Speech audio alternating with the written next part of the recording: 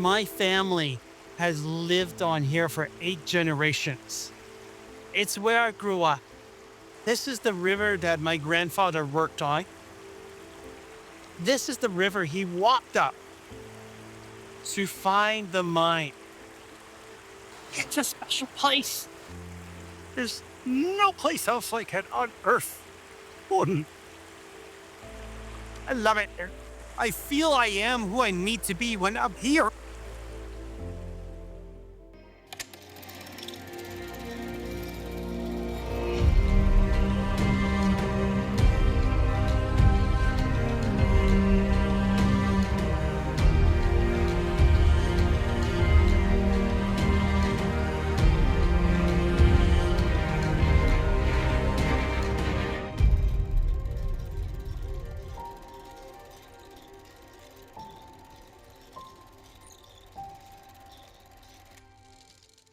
L'histoire de Murdochville commence bien avant la mine. Elle prend racine dans la ténacité d'Alfred Miller, simple ouvrier forestier convaincu qu'un filon dormait dans le sol gaspésien. De cette quête naît ce qui deviendra l'un des plus grands gisements de cuivre en Amérique du Nord et, avec lui, une ville entière, Murdochville.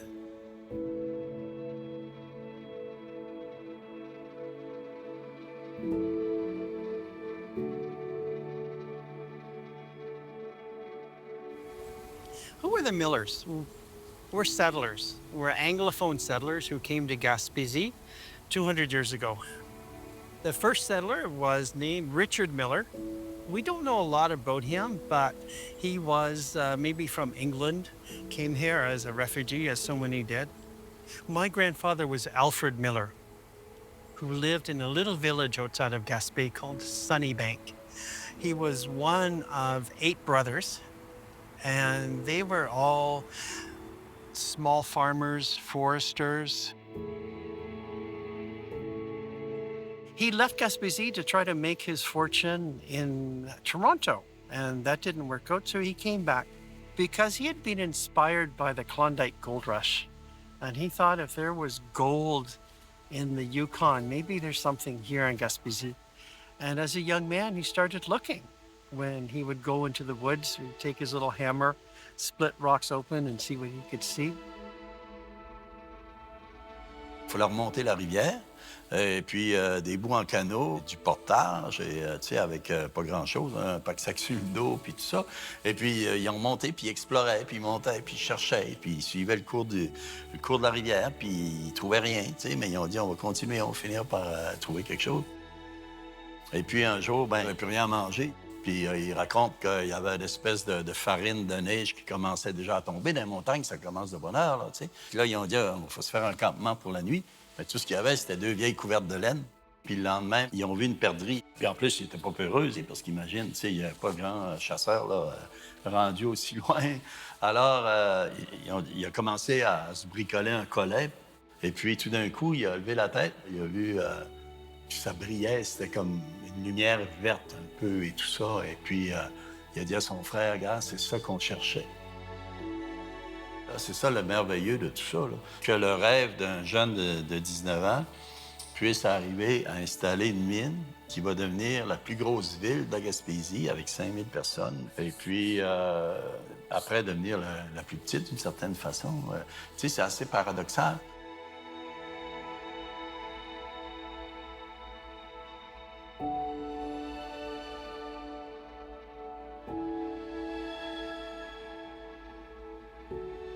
Ces gens-là qui sont des visionnaires, il n'y en a pas une tonne, là.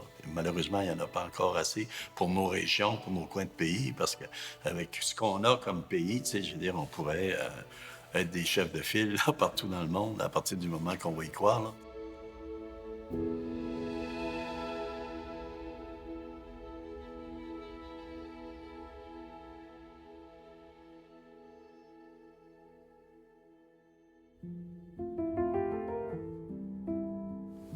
Both my grandfather and my father were very humble men. They didn't want a lot of attention. They appreciated the acknowledgement for their successes, but they didn't seek it out. When I think of my grandfather, when I think of my father, my uncle, my cousins who all worked at the mine, I have nothing but pride. Hard work, dangerous work, difficult work, and they did it with great fortitude. They did it, I won't say with enthusiasm, but they did it because they knew this is necessary to feed their families. And they knew that this is something that would benefit not just themselves, but the community as a whole. You know, my father and my uncle both came to work here at the mine when they were very young, when it was just getting going, and they saw the town grow from a few houses, a store or two, to a village with 5,000 people living here, and they were very proud of their contribution to the growth of Murdochville, and they were very proud that the mine in Gaspé brought such an economic benefit to the entire region. And you know, they themselves thought that you can succeed through hard work. You can succeed through dedicating yourself to your job and working hard to raise your family.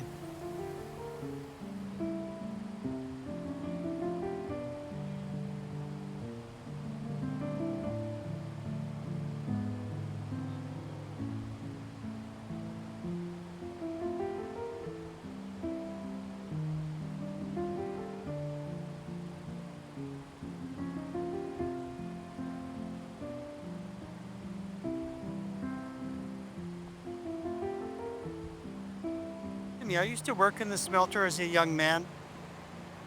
Worst job I ever had. This is pure copper from the refinery, from the smelter in Murdochville. But we make this stuff. This is 99% pure. Society expands. We need more copper. I'm just fascinated by how pretty it is, how heavy it is. But I'm also proud that I was part of making this, that I bled my blood, I sweat my sweat, I cried my tears working in the horribly hot smelter to make this stuff. You know, and that's something I'll always, I won't say cherish, but it's something I'll be proud of.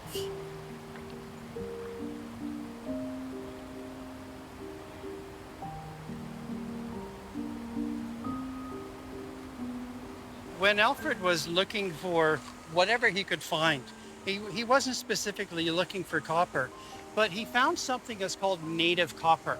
And that's copper that you just find between layers of rock. And it doesn't look too much unlike this.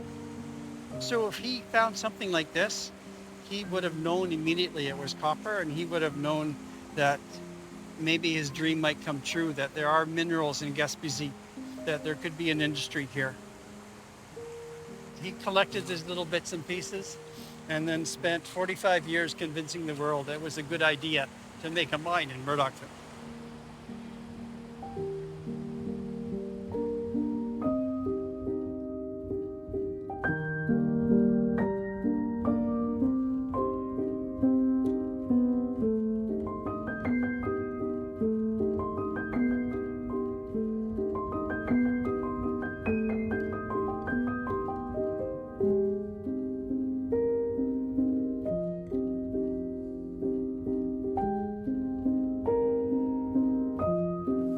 But having found the copper, he's got to convince other people that it's a good idea to come and mine here.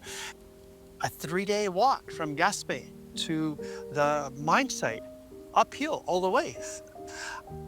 You've got to carry everything in. There's barely any trails.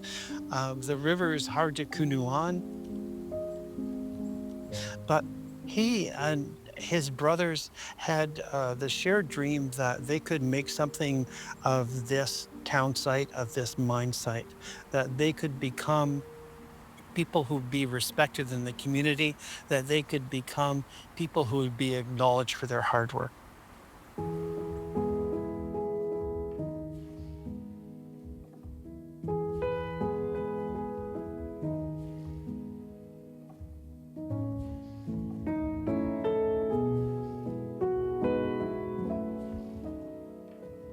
they've got to convince other people that there is copper here. So the Quebec Bureau of Mines sends a geologist, and he says, there's a little bit, but my God, it's in the middle of nowhere.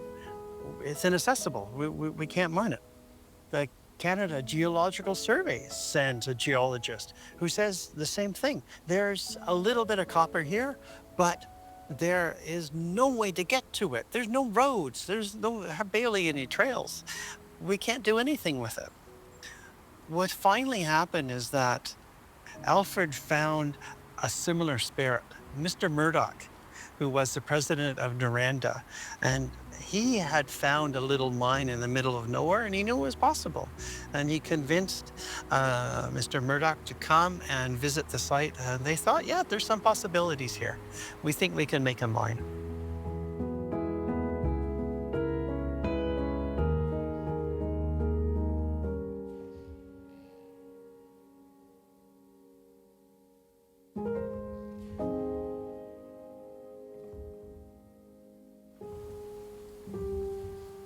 They make a huge expansion, not just to the mine, but to the town itself. The mine tripled, quadrupled in size, and so did the town. The town expanded so much they had to build more streets to put up more houses. And it became the center of mining in Quebec. It was one of the biggest mining towns in Quebec because Noranda had this idea that if we invest properly, we expend all the efforts, we can make this town an even bigger success than it used to be.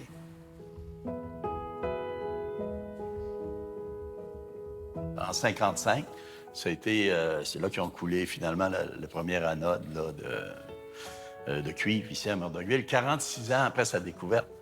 C'est quelque chose, hein, tu sais. Mais encore là, la saga n'était pas finie.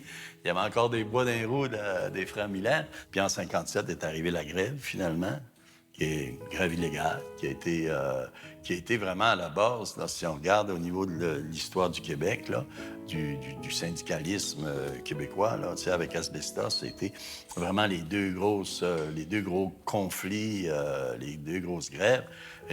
Jusqu'alors, tu avais ce qu'on appelait un syndicat de boutique. Un syndicat de boutique, c'est un syndicat de la compagnie, finalement. Donc, dirigé par la compagnie. Tu sais, c'est comme, une espèce de... C'est bon enfant pour les plus naïfs, mais ces gens-là, ils voyaient un peu ce qui se passait. Et puis, alors, ils ont voulu essayer de développer un syndicat, ce qui était tout à fait normal et tout ça. Mais c'était au début du syndicalisme québécois.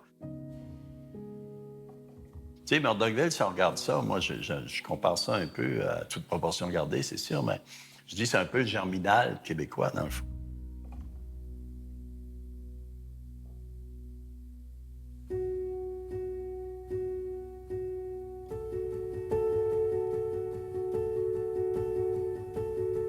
Et puis après ça, il y a eu les casseurs de grève qui sont arrivés ici, puis qui étaient rois et maîtres, qui ont tourné, brisé les voitures, qui ont garoché des cailloux. Tu as eu tous les gens qui sont devenus vraiment importants après, au niveau politique, au niveau syndical, étaient tous ici à l'époque. Hein? René Lévesque est venu, Pierre-Éliott Trudeau est venu ici dans le temps de la grève, Laberge, Chartrand, tous les chefs syndicaux ont été ici. C'est comme si, d'une certaine façon, ça a été comme une école pour plein de monde. Vraiment, ça a brassé, là, les voitures renversées. Il y a eu 2 morts. Tu sais, ça a été... la plupart des travailleurs ont été congédiés.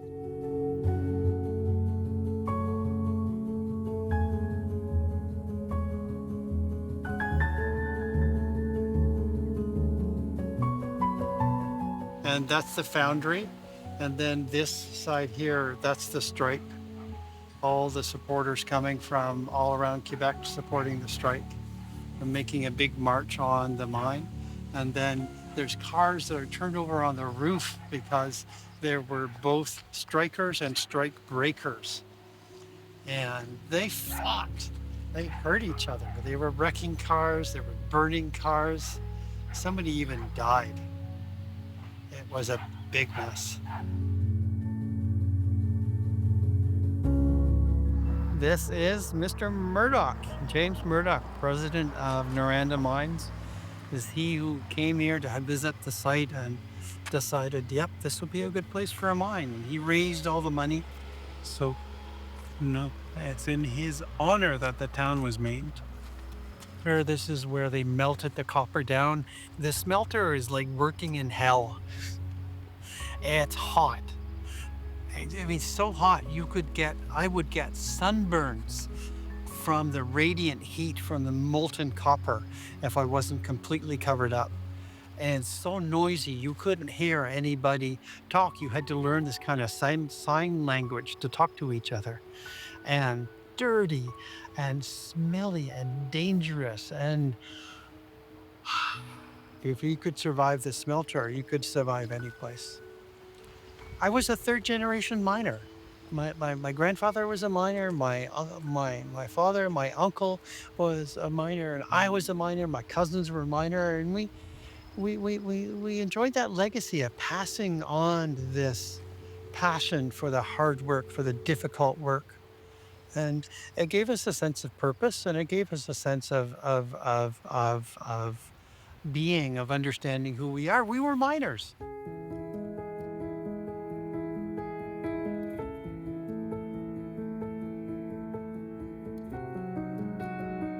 When Murdochville was discovering who it was as a town, what its personality was, it was a hardworking, hard drinking, fighting on Friday night kind of town.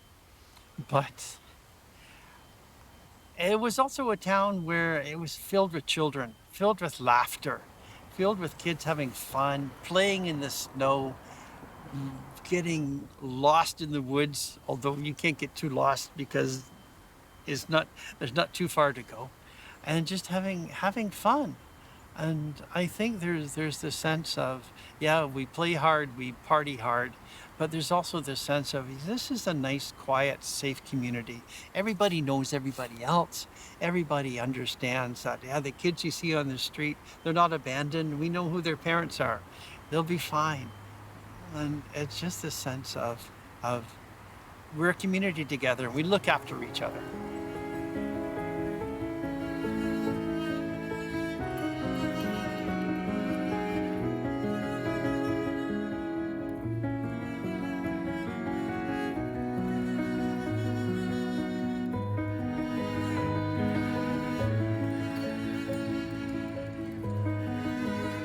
As young kids, trying to build a future, thinking some of us would stay here and work here forever, some of us would leave.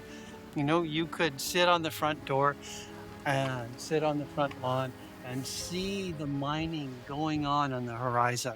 You could hear it. You could hear the trucks moving. You could hear them when they blasted dynamite. You could see the blasted dynamite. And that sound of the trucks dumping their rock was one of the soundtracks of my youth.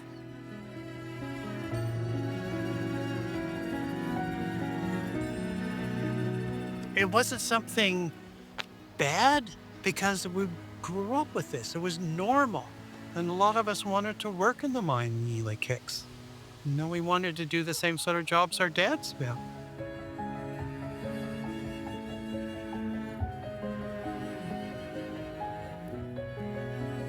I think what Alfred and the Miller family did for Gaspésie was it hurried things along. When Alfred was growing up, Gaspésie was a very poor part of the world. It was known for forests, it was known for fishery, and it was known for poverty. But Alfred managed to put the idea in the minds and hearts of les Gaspésiens that it's possible to have economic success here if you work hard, if you have patience, if you have endurance.